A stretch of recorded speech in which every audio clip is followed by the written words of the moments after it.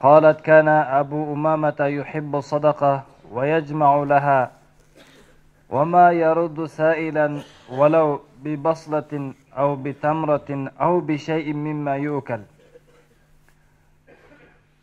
Абу Умама Бахили радиаллаху анхунун жашоосундагы болгон бир окуяны баяндап жатат.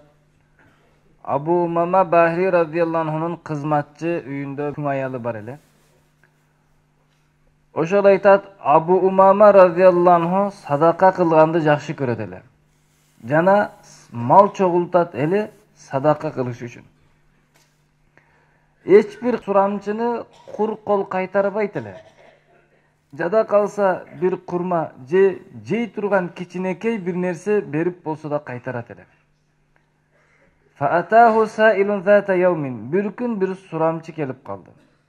Ва кад ифтакара мин залика куллихи. Ошол күнү Абу Умама радиаллаху анхуда эч нерсеси жок эле. Бирок 3 динары бар эле. Жашоосунда болгон 3 эле динары калды. Жегенге да ичкенге да эч нерсеси жок калды. Фасаалаху сурады эле фаатаху динаран. Буга 1 динарын берди. Сумма атаху саилун. Андан кийин дагы бирөө келип сурап калды. Фаатаху динаран. Ага дагы 1 динарын берди. Сумма атаху саилун. Үчүнчү дагы бирөө келди. Фаатаху динаран. Ага дагы бирөө берди. Ушинтип үйүндө эч нерсе калбады. Бая кызматчы көңөй айтат. Карат фагадибту факулту лам татрук лана шай'ан. Ачуум келип кетти дагы. Бизге эч нерсе калтырбадың го деп айтын дейт. Эми урматтуу бир туугандар караңыздар, Абу Умама Бахили радиаллаху анху мал топтойт эле садака кылыш үчүн да. Биздин доордо адамдар мал топтойт сактап коюш үчүн да. Аллах бизге бул дүйнөдө мүмкүнчүлүктөрдү берет, байлык берет, ден соолук берет, өмүр берет. Аны менен акыретти куруп алыш үчүн да. Сахабалар малды топтойт эле дагы садака кылып акыретти курганды пикир кылат эле да. Биздикилер топтоп дүйнөнү курганга пикир кылат. Бир аз акчасы көбөйүп калса, үй ремонт кылсам, оңдосом, машинени оңдосом, жаңыласам, чоңойтсом. Сахабалардын чогултканда пикири акыретти куруу эле. Биздин чогулткандан пикирибиз дүйнөнү куруу экен да, айрым ауызуш эле экен да. Ошол үчүн сахаба радиаллаху анхумдарга келип сураган адам аны капа кылбайт эле. Сураган адамга бере албай калса капа болот эле да. Кээде бир курма берип болсо дагы жөнөтөт эле. Кээде эч нерсе таппай калган убакта эмне кылды? Динарлардын бардыгын берип салды дагы эч нерсеси жок калды. Ошол үчүн эмне кылат? Албетте, аял затынын ыйманы бир аз алсызыраак болот. Эркектин ыймандай тобокелчи болбойт. Ошол үчүн алар үйдө кичине бир нерсе турганды ар дайым жакшы көрөт. Албетте бул аял бул убакта мусулман эмес эле. Ыймандуу да эмес эле, кызматчысы насрани эле. Ошол убакта ачуусу келди, бизге жегенге эч нерсе калтырбадың. Кожоюн деген бизге да бериш керек да, жакшына караш керек деп айтты. Биздин доордо деле аялдар айтат го. Жакшыраак карап койбойсузбу? Жата бересиз, ушинтип эч нерсе кылбайсыз деп. Ошондо не кылды? Факалат фавада араса лил каила. Ошол убакта Абу Умама радиаллаху анху түшкү кайлуула уйкуга башын койду, уктап калды. Садака кылды дагы уктай берди, төшөгүнө жатып. Фаламма нудия лиз-зухри айқалтуху. Айтат, бешим азан айтылып калганда мен тургуздум дагы. Дарат алып мечитине кетти. Анан боорум ооруп кетти. Ал орозо туткан адам эле дейт. Абу Умама Бахили ошол күн орозо эле дейт. Анан фатақарразту ва жаалту лаху ашаан. Кар сурап келдим дагы кичине тамак жасап койдум. Ва асраджту лаху сиражан. Жана бир шам жагып кечинде келет деп. Дайындап төшөгүнү түздейин деп барып карасам, алтындар турат. Төшөгүн асты толо алтын экен. Эсептеп карасам, фаида 300 динарын, 300 динар экен.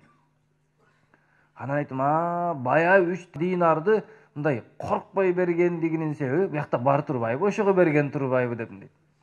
Фама санаа аллади санаа, баягы кылган садакасыны кылганда илла вакад васика бима халлафа, калтырып койгонго ишенип, бул жакта 300 бар али, 3-өдү берсем эмне болду деп берген турбайбы? Мен жөн эле аны урушуп, ачууланып жаткан турбайбымбы деп ойлодум дейт. Фaqbala ba'dal isha. Куптан намазын окуп үйгө келип калды. Эркектердин адаты өзү ушундай болуш керек. Бул бешимге кеткен бойдон куптанда келди. Биздикилер 5 малга каттай беребиз го. Чыгып кирип. баягы жөжөсүнө жем ташыган тооктой болупчу. Эркек кичине мечитте отуруш керек, намаздан кийин намазды күтүш керек, кичине мечитте Аллага дуа кылыш керек, үйдөгүлөргө кичине рызкысына берекеге дуа кылыш керек. Сахабалардын доорунда аялдар ошондой эле мечитке келет эле кайрашап үйүнө кирип кетет эле. Биздики ошондой мечитке келип туруп дуа бүткүчө эле качып жөнөйбүз. Барып калсам экен үйгө тезирээк не болуп кетти депчи. Ал бешимде кеткен бойдон куптандан кийин келди. Орозо болчу, ооз ачарга да келген жок, себеби эч нерсе жок, баягы динарына берип жүгүргөн да. Falamma ra'al ma'ida wa ra'a siraja tabassama. Келсе үйдө дастуркан жайылган, анан шам жагып койгон. Шам жагуу деген ал убакта тамак бышыруу үчүн майды идишке коюп туруп пактан ошого коюп жагат эле да. Демек үйүндө чырак жанып турабы, демек тамак жасаганга май бар экен, нан малып жегенге май бар экен деген сөз да. Аябай сүйүнүп жылмайып айтты. Хада хайрун мен энди. Мына бул жакшы нерсе, Аллахтын алдынан казынасынан келген турбайбы деди. Точно билет, эч нерсе алып келген эмес. Бир жактан келди, Алланын алдынан, Алланын казынасынан келди деди.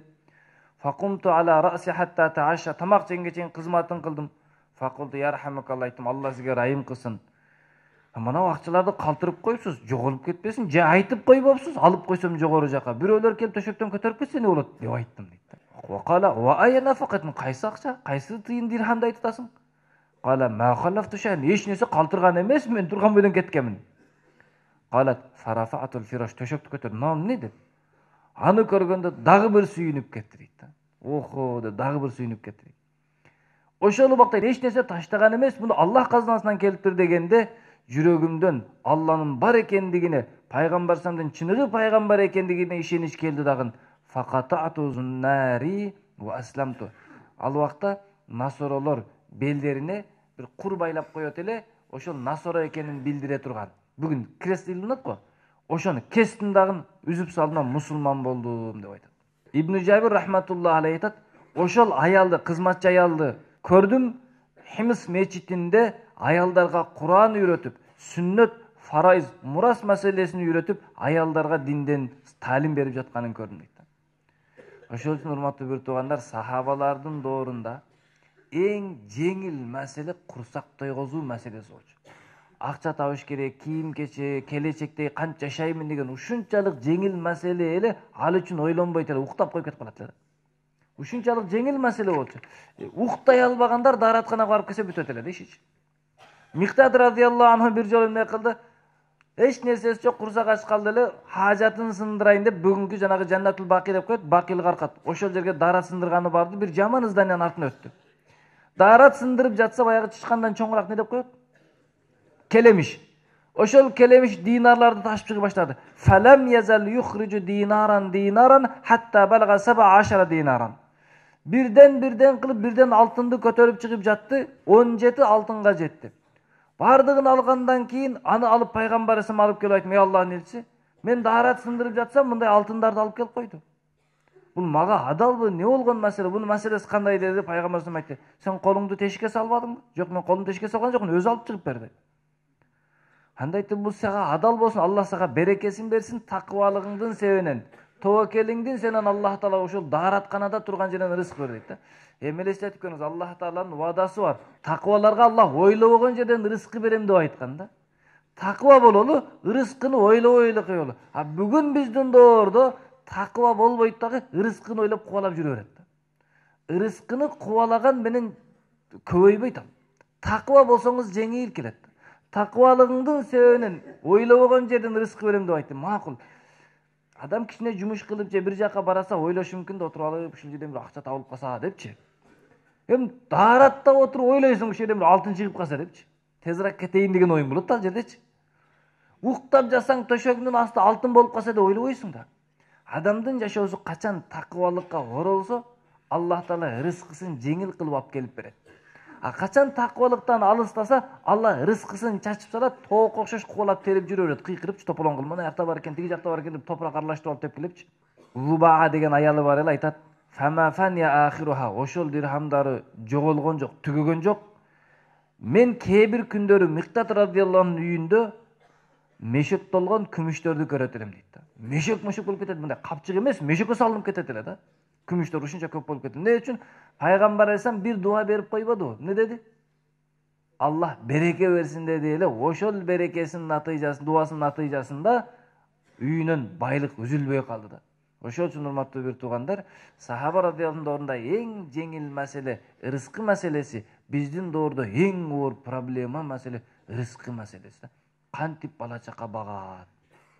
Медреседе окуп жаткан балдарды келип алып, сен чоңойгондо кантип бала чака багасың? Өзү 6-класста окуган бала болсо да мисалы.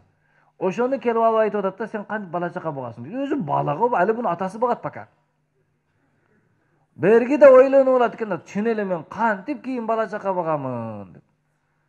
Ошол үчүн урматтуу бир туугандар, бала чака багыш бул проблема эмес, бул жеңил нерсе. Аллах бир адамдын үйүнө конок жөнөсө, рызкысын кошуп жөнөтөт.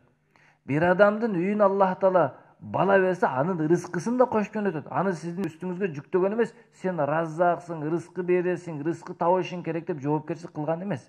Албетте биздин ошолордун рызкысыга себеп катары колдонушубуз керек да.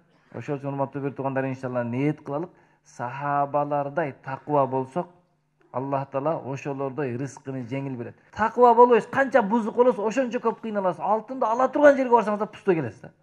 Эми муну акчалайын деп акчага жеткениңизде пустой келесиз. Еще банкрот менен келип калышыңыз да мүмкүн да. Эмне үчүн? Себеп акырет бузулуп жатат да. Ошондон уламалар айтат, Аллах Таала адамдын акыретине карап бул дүйнөгө мамиле кылат дейт. Бир адам таква болуп, жакшы амалдар менен жашап, адамдарга муамалат, муашараты туура болсо, жаннат курулат. Жаннаттан кабырга таасир чыгат да, кабырдан бул жака таасир чыгып оңдолуп баштайт да. А бир адам, мусулман адам эгерде бузуку боло турган болсо, күнөө иштер менен алек болсо, акырет бузулат, жаннат жоголот да, дозок болот. Дозоктун таасири кабырга келип, кабырдан бул жака чыга баштайт да, жашоо бузула баштайт да. Кызычуу, тополоң, талаш, жетпейт, кубалаш, уруш. Ошол үчүн иншалла биздин таквалыгыбызга, биздин жашообуздун жеңилдиги коюлган. Аллах баарыбызга амал кылганга мүмкүнчүлүк берсин.